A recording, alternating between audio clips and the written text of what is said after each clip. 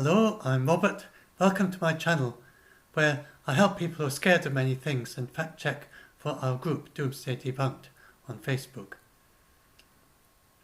And I'm just going to talk this time about if you've just been vaccinated. So this is because I heard anecdotally that someone was told by their nurse that after they're vaccinated that they got 70% protection after 3 days. That's not true. So the actuality, if you got the Pfizer vaccine, you have no protection at all for about 10 days after the vaccine. And this is the actual data from the Pfizer trials. And you can see that this is the cases going up, and this is the days from the very first dose. And you can see it's somewhere around 10 days or so, then you start seeing the fewer new cases with the vaccinated group than with the placebo group, who were just injected with a dummy vaccine that didn't do anything. With Pfizer, I think it was just salty water. But as you can see, another thing to bear in mind is that in the vaccinated group, you still get cases. Each of these dots is a case.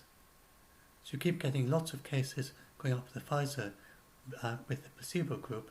You still get a few cases, all these dots, with the vaccinated group. And sometimes that would be a couple of cases or so in one go. How high up it goes is how many cases. So that's another thing that you need to bear in mind, that once you got vaccinated, it doesn't mean that you can't get the disease.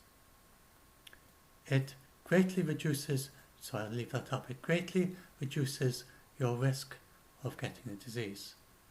In the case of the Pfizer vaccine, 10-fold or 20-fold reduction in your risk. But if you then start doing risky activities, like you stop physical distancing and you stop mask wearing, then that could make you 20 times more vulnerable.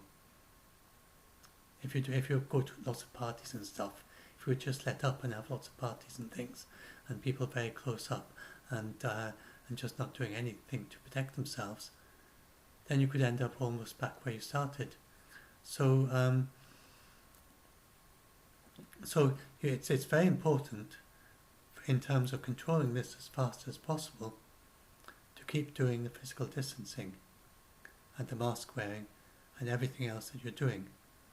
There's another reason to be very careful about all that, and that is that if you are vaccinated and then you still get the virus and you pass it on to someone else, that virus, by passing through you, is learning to evade the vaccine. And we don't want that to happen. So, if anything, you want to be more careful once you've been vaccinated. We all have to be very careful and continue to be careful as the numbers go down and down. And the vaccine, although you still get these people getting sick with the vaccine, it is more effective. The vaccines are generally more effective the worse the outcome. So just getting infected at all, including asymptomatic, then we find it doesn't reduce that so much at all. And then getting infected and also showing symptoms, then that's greatly reduced, hugely reduced, and that's what we see in this graph here. And then when it comes to severe disease, then the vaccine seems to pretty much stop severe disease, and you can expect them to be even more effective in preventing death. So that's what the World Health Organization said just today. Well, I think it was today when I watched. Yes, today.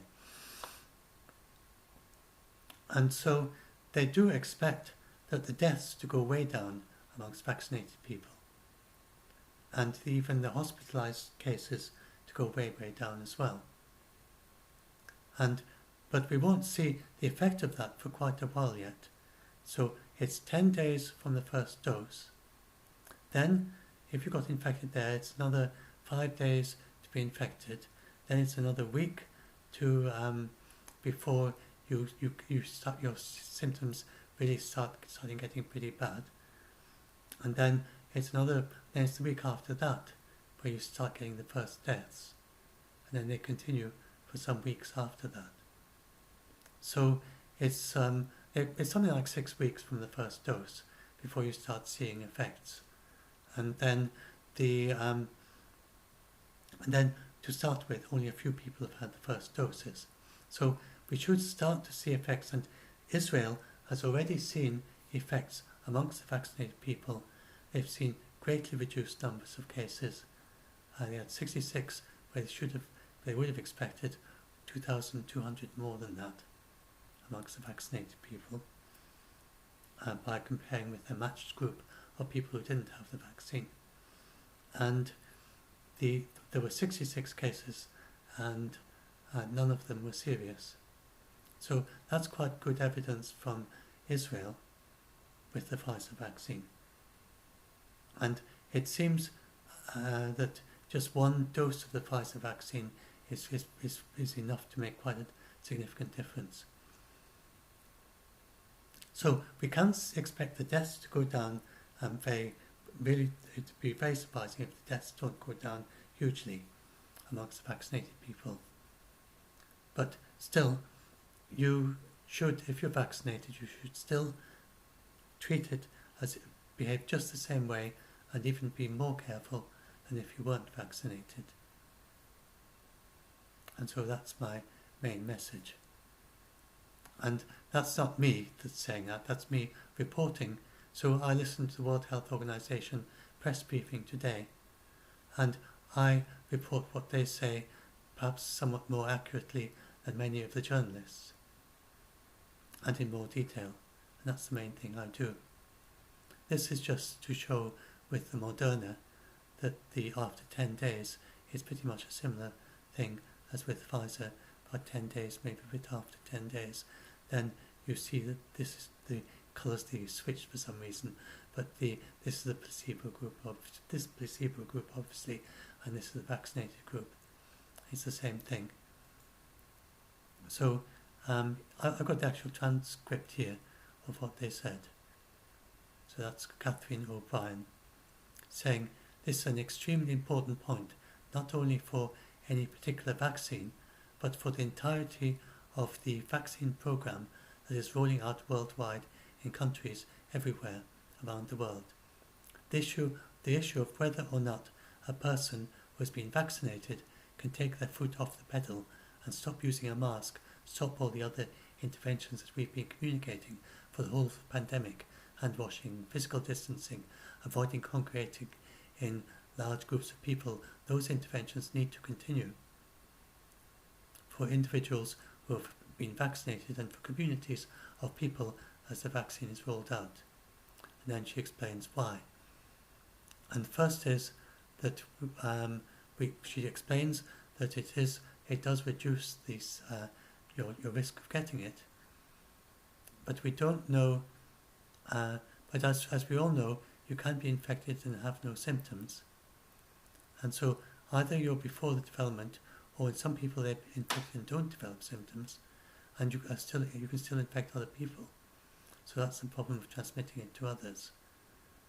And until we have evidence from the other studies about whether you can transmit, then we are recommending very strongly that people maintain all other interventions, masking, hand washing, avoidance of a lot of contact with other people, for several reasons. So again, this message is just not getting through, but that's what they say. We are recommending very strongly that you maintain all other interventions. So first, no vaccine is 100% protective, as I explained. And we've seen they're very strong, especially for hospitalization and death, but none are 100% effective against all elements of the disease. So even if you're vaccinated, you still have some risk of developing the disease, even if it may be of a more mild form.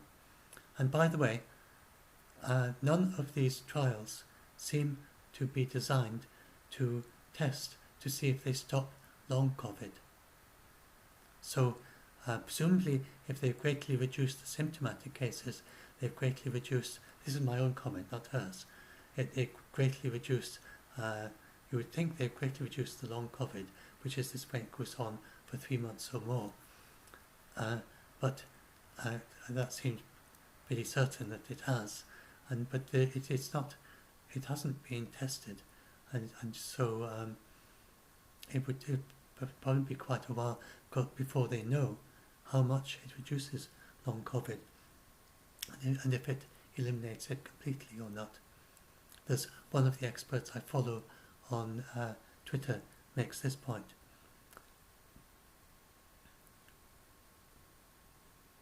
So makes this point that we need to look at what the effect is on non-COVID of these things. So, just a second. I just got a tickle in my throat, a bit dry. It's nothing to do with COVID. I've got no risk of COVID because I haven't actually interacted with anyone for at least 2 weeks. You know, because I'm doing very good physical isolation. It's very easy for me. And I'm just about to go into the shop tomorrow, but it's pretty much zero risk when I do go in. So anyway, so I just communicate via over the internet. But I've got a bit of a tickle and a cough. So I didn't want to interrupt the recording with a big loud cough. But that's something to bear in mind. If you get a cough and you can get it just from a dry throat, which is what I've got. Maybe I don't know what it is. And I get a bit of rhinitis sometimes, and I think I've got a bit of a tickle in my throat. Anyway, so so the more the virus is, then so the other thing she said is that as you roll out the vaccines, so in fact it's ever more important. So generally you're at risk of still becoming infected whether you know it or not, and transmitting it to others. And for these reasons, not for any particular vaccine, but frankly for all of the vaccines, being vaccinated is not a reason to stop doing all those things. In fact, it's ever more important that everybody is undertaking the interventions with ever greater intensity. And she said the reason is because as we roll out these vaccines, they can only be effective to the degree that the viruses that are circulating are going to be knocked down by the vaccines. So the more the viruses circulate, the more transmission, the more chance that there's a variant that actually develops that starts to have less impact on the vaccines. So now is the time to actually intensify all of the interventions that we have while the vaccines are rolling out, to assure that these amazing products that we have now, these scientific achievements, actually can deliver the impact that they were designed to deliver. So that's what I'm reading out from the transcript of Dr. Catherine O'Brien. I just took the automatic transcript from the YouTube video, and I've just removed some of the ums and the repeating words from it, and so that's what I just read out. I summarised part of it, read out a lot of it, pretty much word for word. And here's Dr. Soumya Swaminathan, who's the WHO chief scientist, and the other one is the director of immunization, vaccines and biologicals. And the chief scientist, she said, just to add one sentence, that is, if you are a healthcare worker in a country and the country is rolling out a vaccine, please take it. Don't compare and wait for something better to come along. A vaccine now is much better than waiting for something potentially that may come down the road after 6 months or a year. And so they've just approved AstraZeneca. And so she's saying, for instance, if you get the chance to be vaccinated with AstraZeneca, jump at it. I'm going to talk about that in a separate video, but basically they decided that the evidence they have is that although AstraZeneca against most of the variants, then it's still very effective against the South Africa variant. The AstraZeneca vaccine does very little for the mild disease. It only seems to reduce the mild disease by about 10%, very small reduction. But they have three independent lines of evidence that suggest that AstraZeneca will still be very effective at stopping the severe disease. For instance, AstraZeneca still triggers T cells. So there's the antibodies and there's the T cells. And the T cells are particularly useful at stopping it once you've got the mild disease started off and you've got all the cells producing the virus. And the T cells, they seem to come in later. And so those could well be stopping the severe disease, even if the antibodies aren't working so well. And they have strong evidence that the South Africa variant still triggers the T cells. So the difference is that the antibodies, they actually latch onto the virus itself. And they stop the virus, they latch onto the spike before the virus can infect a cell. And so they stop the virus getting into the cell, it goes up to a cell, but its spike is covered in an antibody, and so it can't get in. Whereas the T cells, then they sniff around the cells, and if they find a bit of a cell that's got this kind of leaking stuff that makes it look as if it's been infected by the virus, then they kill the cell. So that's the basic way the T cells work. And the T cells seem still to be very effective with AstraZeneca, although they don't yet have evidence, enough data to see what it's going to do with a severe disease. But the T cell response should mean that it starts off mild, but then it quickly ends. And that's what they said.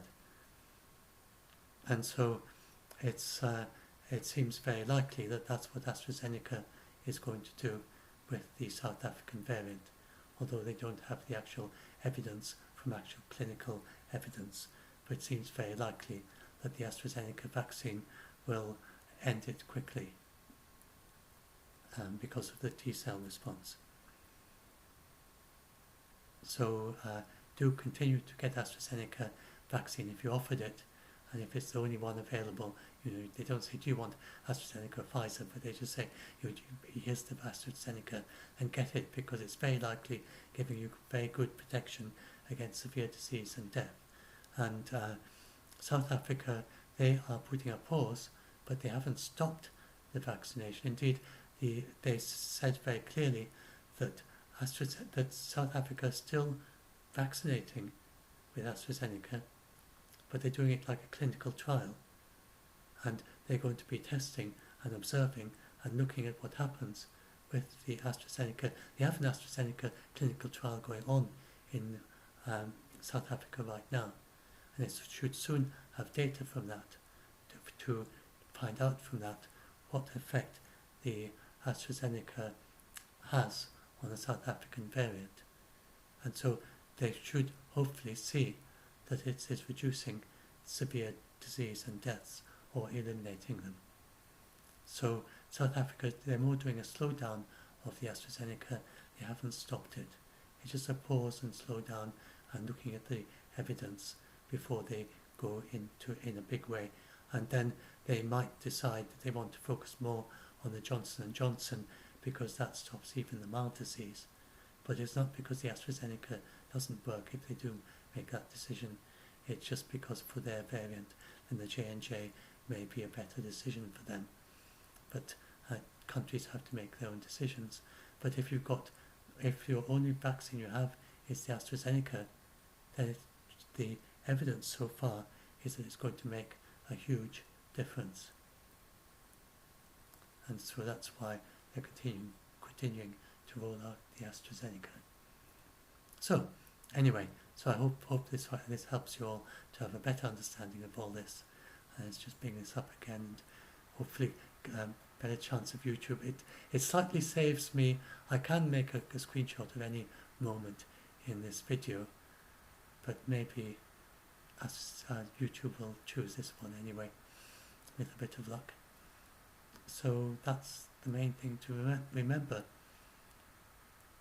that if you get vaccinated, you have no protection for 10 days. and after that you can still get the disease. It's likely that you have almost complete protection from dying and from the very severe disease like ventilator. We could still have a very horrid disease. It's entirely possible. And so don't just go back to normal. If you are in a part of the world where the vaccine is still where the virus is still circulating, and then as well as potentially having a horrid disease, then even when you're vaccinated, you could also be an incubation for the virus to help it escape the vaccine. And perhaps even more so because you've been vaccinated yourself. But it's the same for all of us. By stopping the virus, we are protecting other people, we're protecting ourselves, and now also we know that we are preventing the virus, taking away opportunities for the virus to evolve another new variant. So anyway, so hopefully that helps. And so, just a reminder, if you we've got do like and subscribe, usual thing, and if you join our group, Doomsday Debunked, then please, either as a fact checker or someone who needs help, do please read the rules at the head of the group, because they're very useful. They help. They make a big difference to how the group functions. In fact, I say this quite often with these videos, and I think I'm going to upload a special separate video about the group rules. I'm going to give it a go anyway, and just talk about them and why they are. Every rule in the group rules is the result of something that actually happened in the group, which needed a rule to cover it. So they aren't just made up sort of out of imagination or something. Each rule has a purpose, and so do please familiarise yourself with the rules before you post or comment. At least at least the first few ones especially, and can have a look at the titles of them, and get some idea, not just for reading, but if you want to post or comment, that makes a big difference. Thanks.